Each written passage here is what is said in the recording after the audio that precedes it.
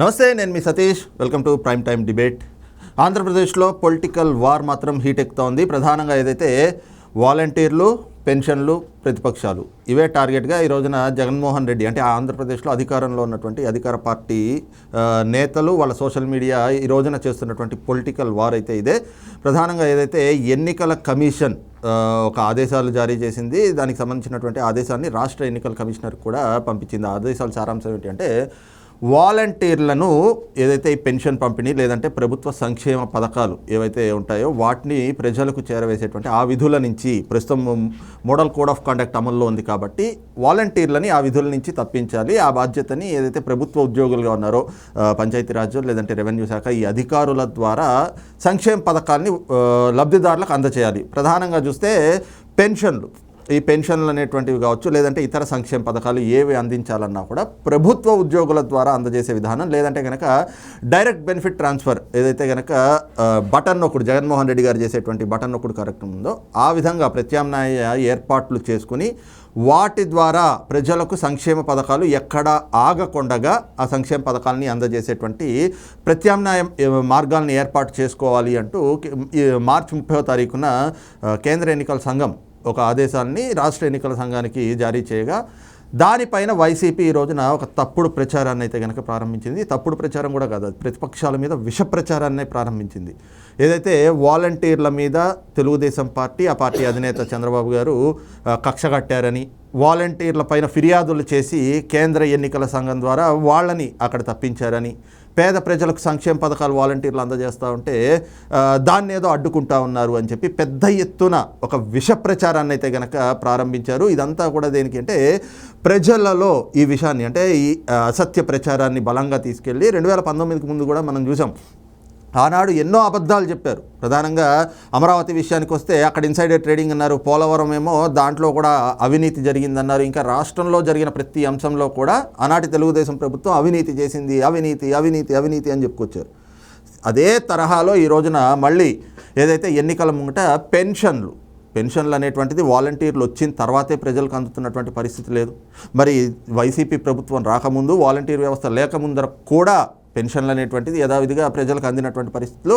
ప్రధానంగా చూస్తే 2019 ఎన్నికలకు ముందు ఆనాడు ఉన్నటువంటి తెలుగుదేశం ప్రభుత్వం కూడా ఒక నెల ముందే పెన్షన్లకు సంబంధించినటువంటి అన్ని ఏర్పాట్లు చేసుకుంది. కానీ ఈ రోజున వైసీపీ మాత్రం పెన్షన్లు అనేటువంటిది కావాలని ఆలస్యం చేస్తూ ఆ బురదని ప్రతిపక్షాలకు అంటగట్టాలి అనేటువంటి కుట్రలు చేస్తోంది. ఈ క్రమంలోనే ఈ అంశం రాజకీయంగా కూడా వేడెక్కుతున్నటువంటి అంశంగా పరిణమించింది. ప్రస్తుతం ఆంధ్రప్రదేశ్లో మాత్రం ఇదే ఒక హాట్ టాపిక్గా చర్చ కూడా జరుగుతోంది. ఏదైతే వృద్ధులకి, వికలాంగులకి ఇచ్చేటువంటి పెన్షన్లు ఏవైతే ఉన్నాయో సామాజిక పెన్షన్లు, వాటిలో ఆలస్యం అయితే దీని వెనకాతల అనేక కుట్రలు ఉన్నాయి. ఆలస్యానికి కూడా కారణాలు వేరే ఉన్నాయనేటువంటి అభిప్రాయాలు కూడా వ్యక్తమవుతా ఉన్నాయి. అయితే అసలు వాస్తవంగా ఆంధ్రప్రదేశ్లో ఈ వాలంటీర్లు, పెన్షన్లు మాటున జరుగుతున్నటువంటి రాజకీయం ఏమిటి అనేటువంటి అంశాన్ని ఈ రోజున డిబేట్లో చర్చించబోతా ఉన్నాం. డిబేట్లో మనతో పాల్గొంటా ఉన్నారు సీనియర్ జర్నలిస్ట్ సత్యమూర్తి గారు, అలాగే సీనియర్ జర్నలిస్ట్ కనకదుర్గ గారు. సార్ నమస్తే. సార్ సత్యమూర్తి గారు, ముఖ్యంగా ఏదైతే సామాజిక పెన్షన్లు వాటిని ఇంతకాలం అంటే వాలంటీర్ల ద్వారా అందజేశారు, కానీ ప్రస్తుతం ఏదైతే వాలంటీర్లు వ్యవహరిస్తున్నటువంటి తీరు కానీ వాలంటీర్లని వైసీపీ ప్రభుత్వం ఏ విధంగా వాడుకుందామని చూస్తోంది, ఇవన్నీ చూసిన తర్వాత ఈ రోజున పెన్షన్లు పంచేటువంటి అంటే పెన్షన్లు ఇచ్చేటువంటి ఆ విధుల నుంచి వాలంటీర్లని తప్పించాలి అంటూ కేంద్ర ఎన్నికల సంఘం ఏదైతే ఒక ఆదేశాన్ని కూడా జారీ చేసిందో ఈ క్రమంలో ఈ రోజున వైసీపీ చేస్తున్నటువంటి ప్రచారాన్ని ఎలా చూడాలి? ఇది చాలా అంటే వైసీపీ ప్రభుత్వం ఏం చేస్తుంటుందంటే వాళ్ళు చేయలేని పనులు అన్నీ కూడా ఎదుటి వాళ్ళ మీదకి నెట్టేసే ప్రయత్నాన్ని చాలా సమర్థవంతంగా చేస్తుంది. ఇది ఇప్పుడు కాదు, మొదటి నుంచి చేస్తుంది. ఇక్కడ అసలు ఇష్యూ ఏంటి అంటే పెన్షన్లు ఇవ్వద్దు అని ఎవరూ అడగలేదు, ఎవరూ చెప్పలేదు.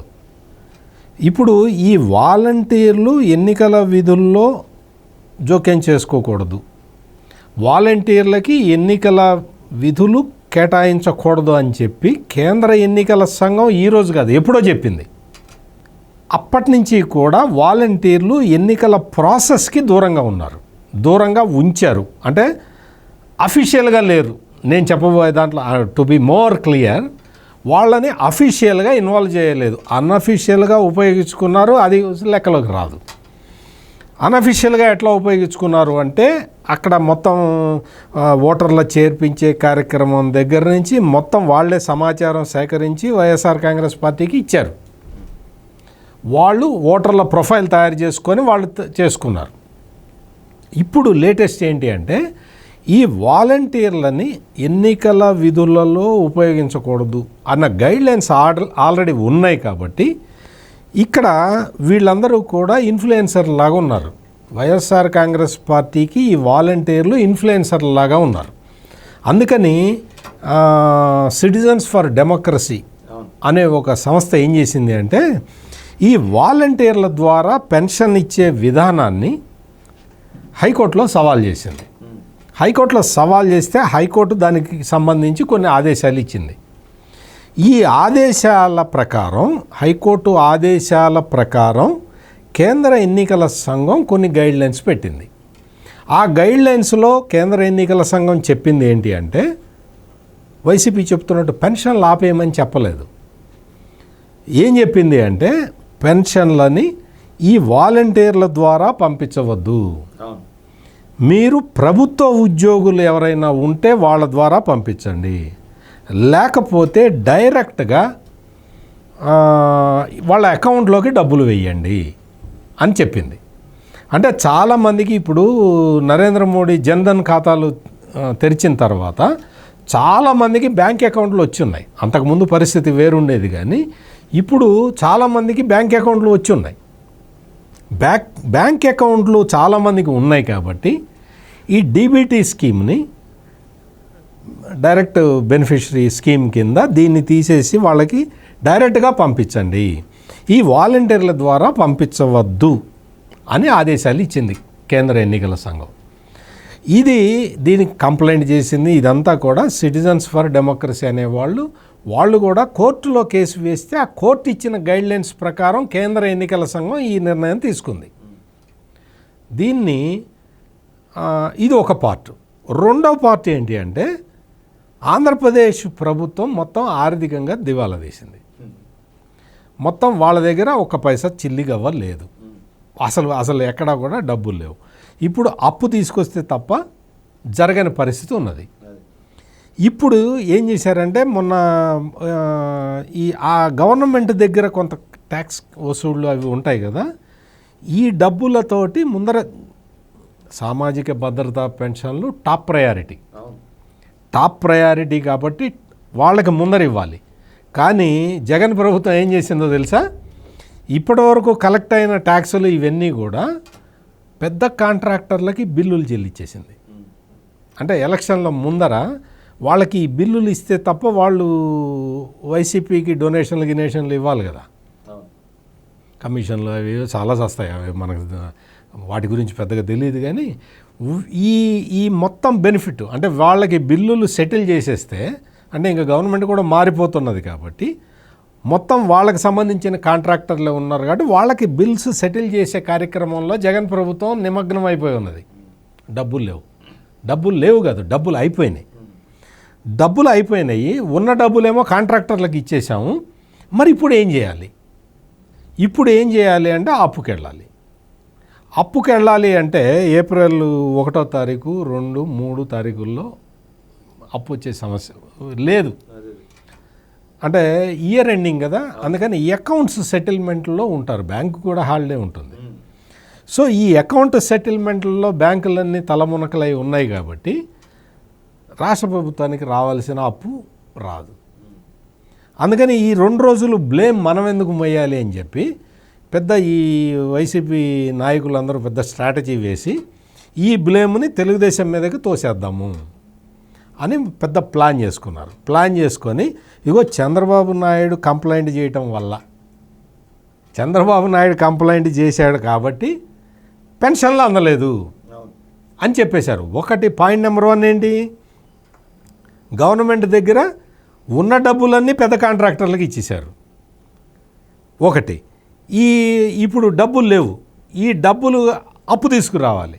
అప్పు తేవాలంటే బ్యాంకులు ఇంకా ఇవ్వట్లేదు. ఆల్రెడీ రిజర్వ్ బ్యాంకుకి టెండర్ కూడా పెట్టారు. ఆ రిజర్వ్ బ్యాంక్ నుంచి డబ్బులు రాబోతూ ఉన్నాయి, వస్తున్నాయి. అవి రావడానికి 3వ తారీఖు పడుతుందన్నమాట. 3వ తారీఖు రాష్ట్ర ప్రభుత్వానికి డబ్బులు వస్తాయి. ఈ 3వ తారీఖు ప్రభుత్వానికి డబ్బులు వస్తాయి అన్న విషయం దాచిపెట్టి తెలుగుదేశం పార్టీ కంప్లైంట్ చేసింది కాబట్టి మీకు ఇవి ఆగిపోయినాయి అని చెప్పి ప్రచారం మొదలుపెట్టారు. వాస్తవంగా ఉన్న డబ్బులు పెద్దవాళ్ళకి, వృద్ధులకి, వికలాంగులకి వాళ్ళకి ఇచ్చేసినట్టయితే సరిపోయేది. కానీ ఉన్న డబ్బుల్ని కాంట్రాక్టర్లకి మళ్ళించేశారు. అప్పు కోసం వెయిట్ చేస్తూ ఉన్నారు. మరి అప్పు తీసుకొచ్చి కాంట్రాక్టర్లకి బిల్లులు ఇవ్వచ్చు కదా, ఉన్న డబ్బుల్ని వీళ్ళకి పంచవచ్చు కదా.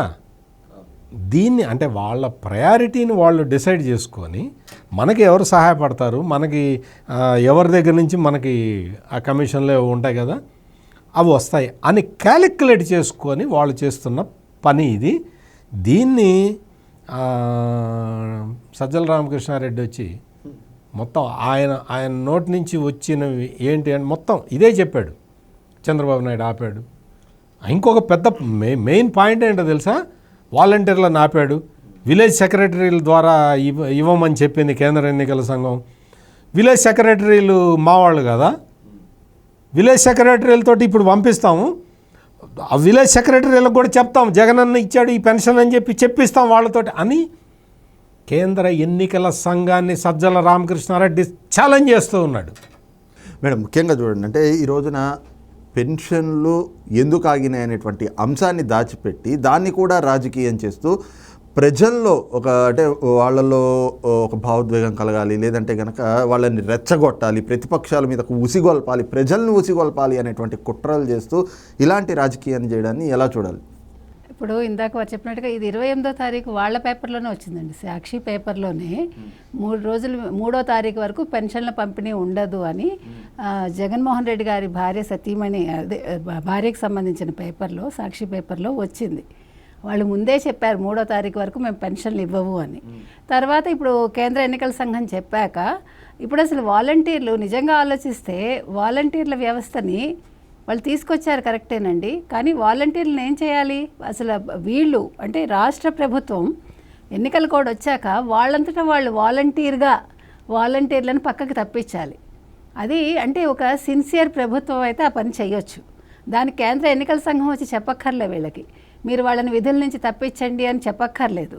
వాళ్ళు ఆ బ్లేముని తీసుకొచ్చి ఇప్పుడు కొత్తగా ఏదో చంద్రబాబు నాయుడు మీద వేద్దాము, ఎందుకంటే ఇప్పుడు ఆయన ప్రజాగళం చాలా బ్రహ్మాండంగా సాగుతోంది. ఓ పక్క వాళ్ళ మేమంతా సిద్ధం సభ అట్టర్ ఫ్లాప్ అయింది. సో అది వాళ్ళకి ముందు ఆ గుబులు పట్టుకుంది. ఇప్పుడు వాలంటీర్లు వెళ్ళి అక్కడ చేస్తున్న పని ఏంటండి, వాళ్ళ దగ్గర నుంచి మొత్తం వాళ్ళ డేటా అంతా సేకరించారు కదా.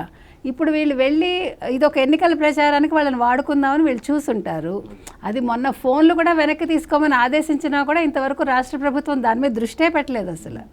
ఇప్పుడు కొత్తగా ఈ మొత్తం విషయాన్ని తీసుకొచ్చి అది ప్రతిపక్షం మీద వేసేసి దీనివల్ల ఏదో ఎన్నికల్లో వాళ్ళు బాగుకుందామని చూస్తున్నారు. అంటే మన వైపు వస్తుంది, అంటే మనకి వీళ్ళు ఓట్లు వేస్తారు ప్రజలు అనే ఒక దీనికోసం వాళ్ళు ఈ ప్రయత్నాలన్నీ చేస్తున్నారని నా ఉద్దేశం. అంటే ముఖ్యంగా చూస్తే ఈ రోజున పెన్షన్లు వాలంటీర్ల ద్వారా కాకుండా ఏదైతే గ్రామ వార్డు సెక్రటేరియట్ ఉద్యోగులు ఉన్నారో వాళ్ళతోటి, లేదంటే కనుక ప్రభుత్వ ఉద్యోగులు ఉన్నారు, పంచాయతీరాజ్ శాఖలో సంబంధించినటువంటి ఉద్యోగులు ఉన్నారు, లేదంటే రెవెన్యూ శాఖ ఉద్యోగులు ఉంటారు, ఆ ఉద్యోగులతోటి ఇప్పించండి అని చెప్పి కేంద్ర ఎన్నికల సంఘం చెప్తే దాన్ని పక్కన పెట్టి ప్రతిపక్షాలు వాలంటీర్లని అడ్డుకున్నారు, ప్రతిపక్షాలు పెన్షన్లు ఇవ్వకుండా అడ్డుకుంటున్నారు, చంద్రబాబు నాయుడు కుట్రలు చేస్తున్నారు అనేటువంటి ప్రచారం, అది ఎలా అర్థం చేసుకోవాలి? ఏమండి, అసలు ఇప్పుడు పెన్షన్లు ఇప్పుడు 55 ఏళ్ళు వచ్చేసిన వాళ్ళందరికీ పెన్షన్లు వస్తున్నాయి.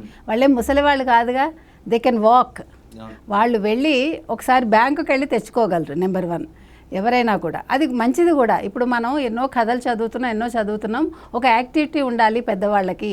అంటే మానసికంగా శారీరకంగా వాళ్ళు దృఢంగా ఉండాలంటే వాళ్ళు కొంచెం ఇలా అప్పుడప్పుడు బయటికి వెళ్ళి వస్తుంటాయని. సో వాళ్ళు వెళ్ళి వాళ్ళ పెన్షన్ తెచ్చుకోవచ్చు. తర్వాత ఈ జీరో అకౌంట్ అనేది ప్రతి వాళ్ళకి వచ్చింది. మీకు బ్యాంకుకి వెళ్ళి చూస్తే మీరు ఎంతమంది చదువుకోని వాళ్ళు చదువుకున్న వాళ్ళు బ్యాంకులో ఉన్నారో మనం చూస్తున్నాం. సో బ్యాంకులో వేసేస్తే అది చాలా ఈజీ కదండి. బటన్ నొక్కడం అనేది ఆల్రెడీ జగన్మోహన్ గారు నేర్పించారు కదా, జగన్మోహన్ రెడ్డి గారు. ఇప్పుడు ఇది చేయలేడా ఆయన? అదే అంటుంది, అంటే అన్ని సంక్షేమ పథకాలకి బటన్ నొక్కుతున్నా అని చెప్పి వాటి కోసం కోట్ల రూపాయలు వెచ్చించి ఒక ప్రోగ్రామ్ని, అంటే ఒక వేదికను ఏర్పాటు చేయించుకుని ఒక బహిరంగ సభ పెట్టి అక్కడి నుంచి బటన్ నొక్కా అని చెప్పి మరి 5 ఏళ్ళు అదే చేసింది జగన్మోహన్ రెడ్డి. ఈ రోజున కేంద్ర ఎన్నికల సంఘం కూడా అదే చెప్పింది కదా, ప్రత్యామ్నాయ మార్గాలు ఏర్పాటు చేసుకోండి అని చెప్తే అవి ఏర్పాటు చేసుకోకుండా ఈ రోజున దాన్ని కూడా పొలిటిసైజ్ చేస్తూ రాజకీయం చేసి ఇదిగో చూసారా వీళ్ళ వల్ల ఆగిపోయింది అని చెప్పి నువ్వు అకౌంట్లో వేయకుండా ఆ బ్లేమ్ని ప్రతిపక్షాల మీద రుద్దటం. అదేనండి, డబ్బులు లేవు వాళ్ళ దగ్గర. మొదటి విషయం వాళ్ళ దగ్గర డబ్బులు లేవు అనే విషయాన్ని ఇప్పుడు కోశాగారం ఖాళీ అయిపోయిందండి. అది చెప్పడానికి వాళ్ళకి ఎలా చెప్తారు వాళ్ళు?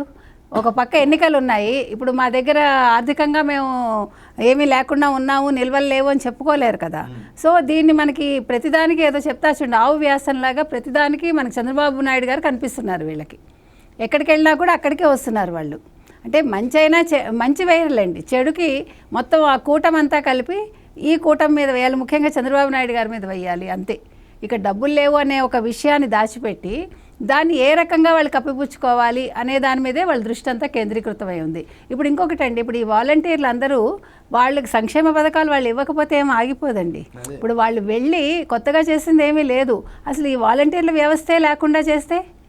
ఎందుకంటే ఇప్పుడు ఒక్కొక్కరికి 5,000 ఇస్తున్నారు ఒక్కొక్క వాలంటీర్కి. ఆల్రెడీ మీకు ప్రభుత్వ ఉద్యోగులు ఉన్నారు కదా, ప్రభుత్వ ఉద్యోగులు ఆ పని చేయగలరు కదా.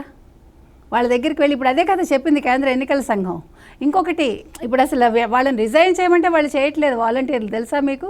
వాళ్ళు భయపడుతున్నారు చేయటానికి, వాళ్ళని బెదిరిస్తున్నారు వైసీపీ వాళ్ళు, మీరు చేసి తీరాలి అని. దానికి వాళ్ళు ఒప్పుకోవట్లే.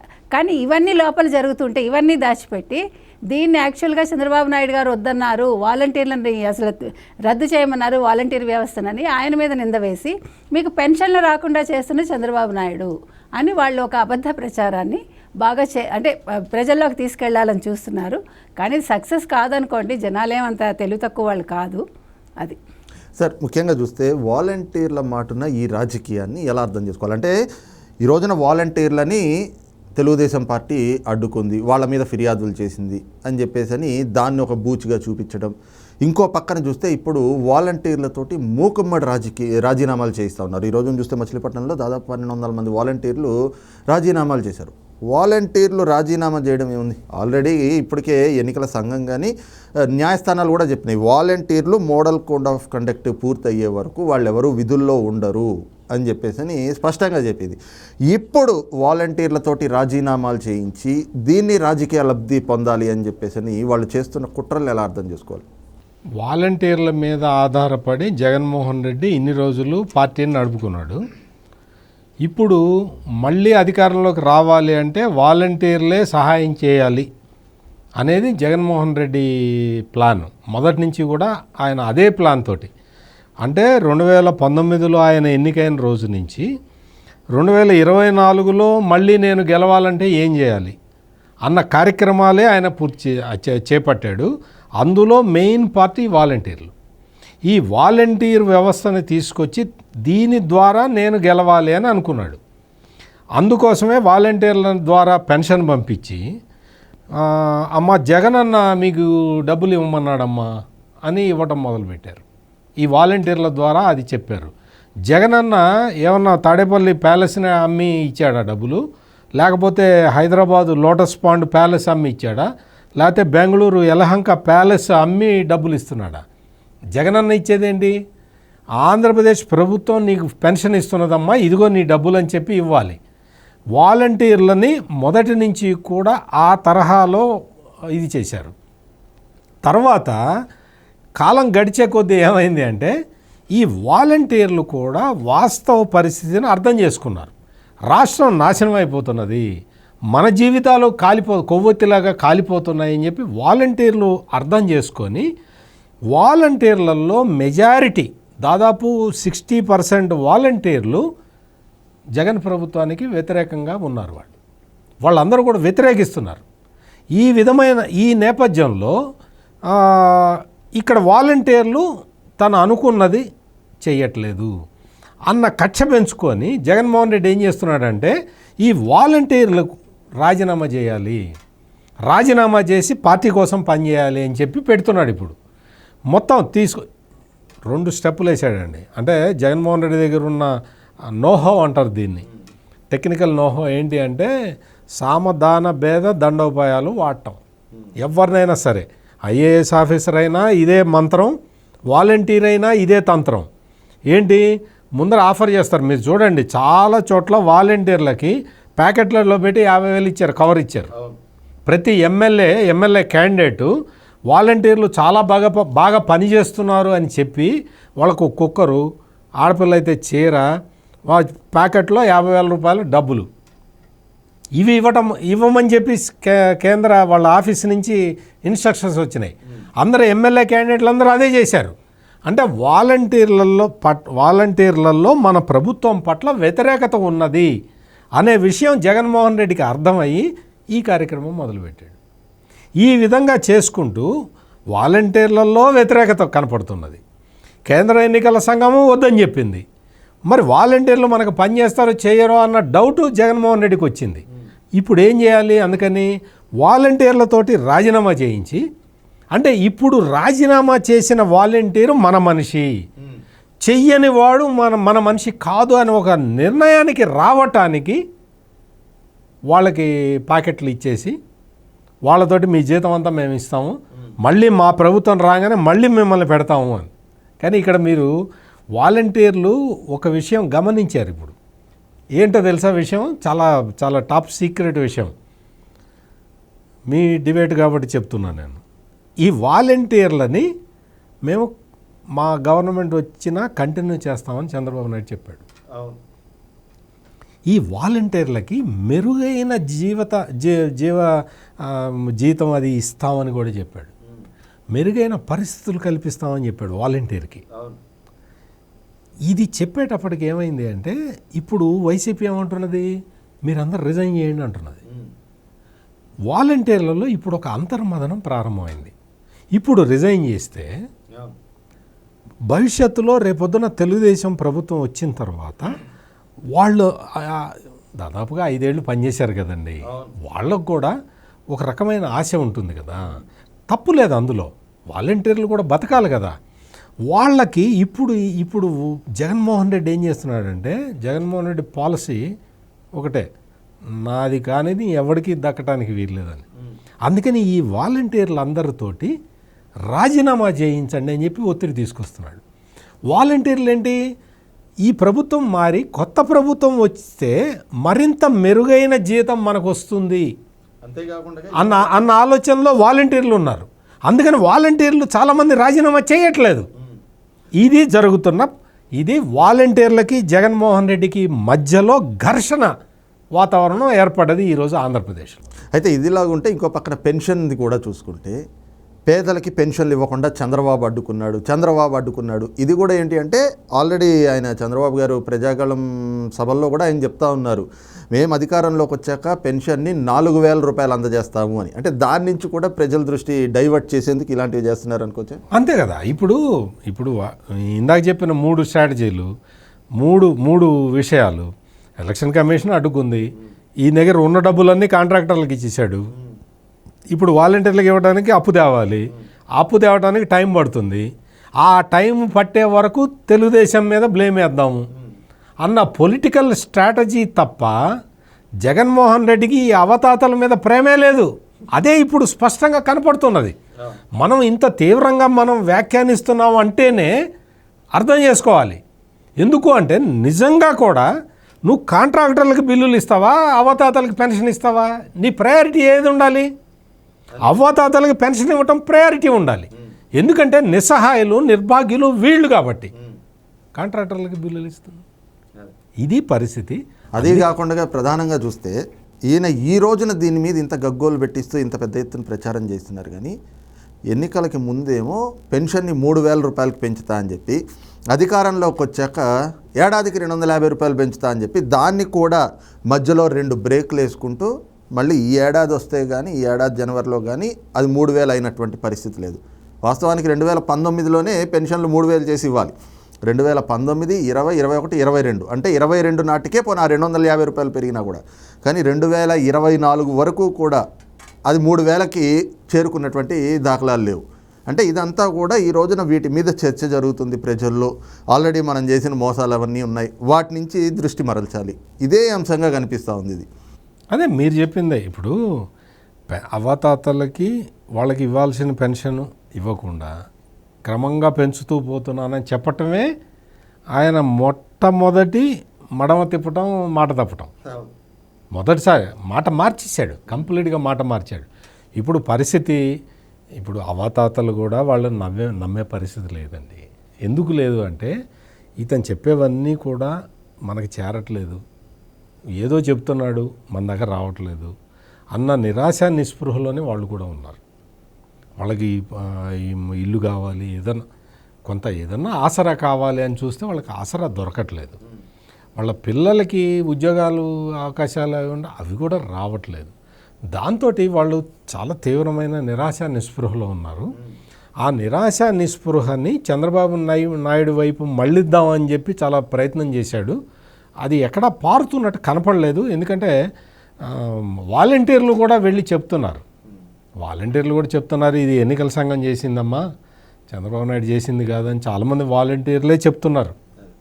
రైట్, ఇది చూస్తున్నాం కదా. ముఖ్యంగా ఏదైతే కేంద్ర ఎన్నికల సంఘం ఏదైతే ఎన్నికల విధుల్లో వాలంటీర్లు పాత్ర ఉండకూడదు, వాళ్ళ ప్రమేయం ఉండకూడదు అంటూ ఒక ఆదేశాలు జారీ చేస్తే దాని ద్వారా ఇప్పటికే ముందస్తుగా పెన్షన్లకు కానీ లేదంటే ఏవైతే సంక్షేమ పథకాలు అందించాలో వాటికి ఏర్పాట్లు చేసుకోవాల్సినటువంటి ప్రభుత్వం ఈ రోజున ఒక రాజకీయ కుట్రతో ఈ విధంగా అవ్వాతాతలకు ఇవ్వాల్సినటువంటి పెన్షన్లను నిలుపుదల చేసి దాన్ని ఆ బ్లేమ్ని ఈ రోజున ప్రతిపక్షాల మీద ఆ విషయాన్ని చిమ్మి తద్వారా రాజకీయ లబ్ధి పొందాలి. ఇది జగన్మోహన్ రెడ్డి ఆంధ్రప్రదేశ్లో చేస్తున్నటువంటి ఈ రాజకీయం. అయితే ప్రజలు చూస్తూ ఉన్నారు, ముఖ్యంగా అవ్వాతాతలు ఏదైతే ఈ పెన్షన్లకు సంబంధించి మరి 5 ఏళ్లుగా మోసపోయింది కూడా వాళ్లే. కాబట్టి ఎక్కడ కూడా జగన్మోహన్ రెడ్డి చేస్తున్నటువంటి కుట్రల్ని నమ్మే పరిస్థితి లేదు అన్నటువంటి భావాన్ని సీనియర్ జర్నలిస్ట్ సత్యమూర్తి గారు అలాగే సీనియర్ జర్నలిస్ట్ కనకదుర్గ గారు కూడా వ్యక్తం చేస్తున్నారు. అయితే ఇక్కడే ఒక్క అంశం ఏమిటి అంటే ఇదేం మొదటిది కాదు.